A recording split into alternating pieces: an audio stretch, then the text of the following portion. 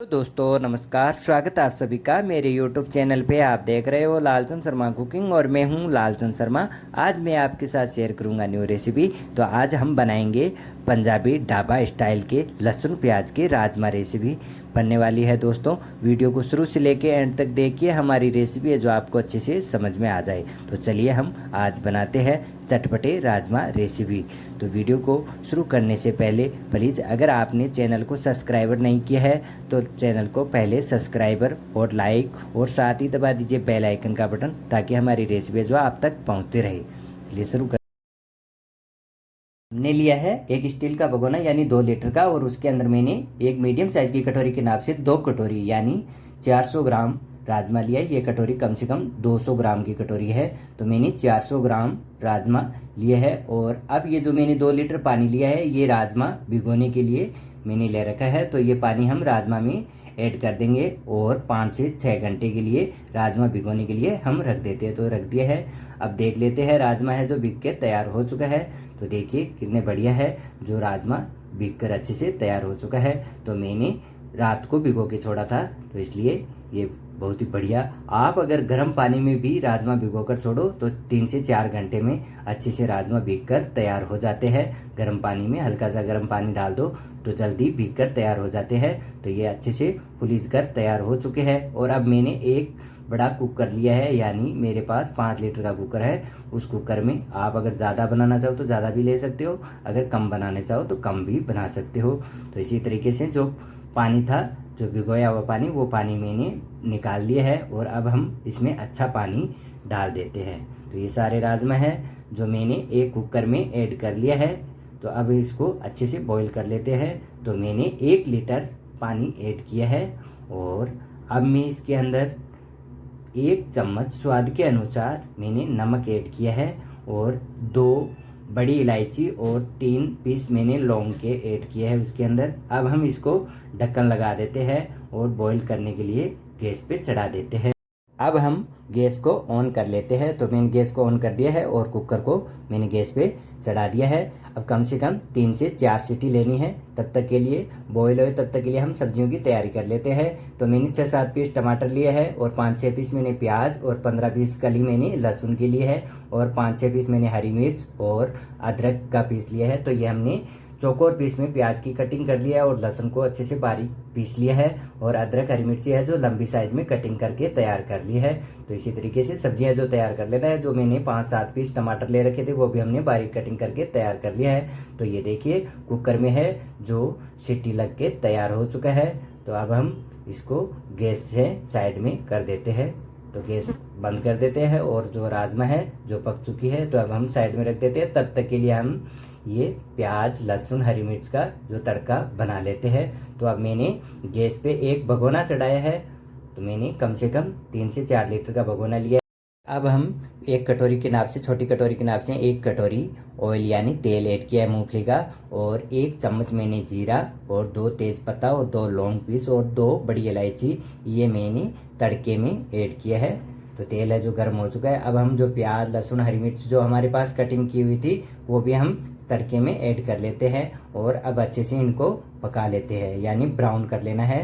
तो इसी तरीके से जो मसाला है जो पका के तैयार कर लेना है। प्याज लहसुन को अच्छे से पका लेना है, पहले अच्छे से ब्राउन करके तैयार कर लेना है। तो देखिए ये हल्का सा ब्राउन हो चुका है। तब तक के लिए हम कुकर खोल लेते हैं। तो राजमा चेक कर लेते हैं जो पककर तैयार हो चुके हैं। तो देखिए कितने बढ़िया बॉईल होके तैयार हो चुके हैं।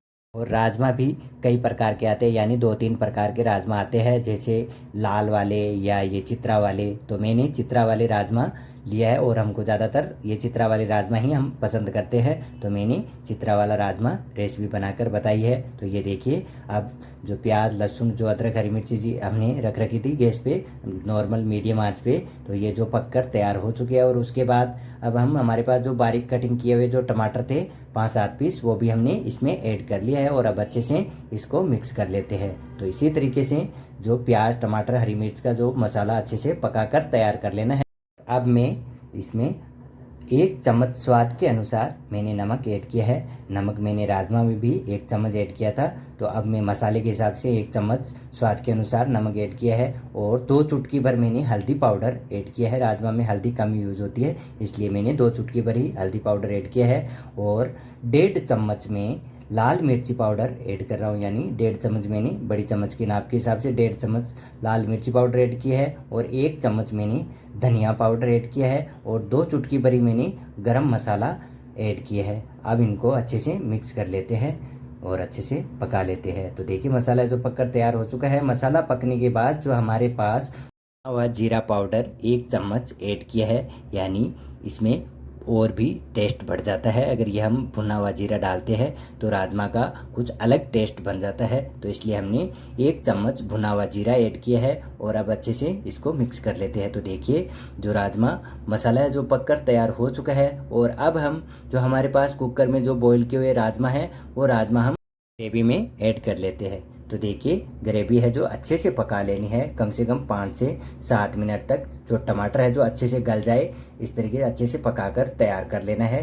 तो ग्रेवी है जो अच्छे से पककर तैयार हो चुकी है। और अब मैं राजमा इसमें ऐड कर लिया है। अब मैं अच्छे से मिक्स कर लेते हैं, यानी अच्छे से मिला लेना है। और गैस को मीडियम आंच पे रखना है और अच्छे से पका लेना है। 4 से 5 मिनट तक हम अच्छे से राजमा है जो पकाकर तैयार कर लेते हैं। अब मैं गैस को तेज़ आंच पे कर लेता हूँ और राजमा को अच्छे से पका लेता हूँ। और बीच बीच में राजमा को हिलाते रहना है, ताकि भगोने में नीचे लगना नहीं चाहिए, नहीं तो स्मेल अलग हो जाती है, जल जाते हैं राजमा। तो ये ध्यान रखना ज़रूरी है। और अच्छे से राजमा पका लेना है।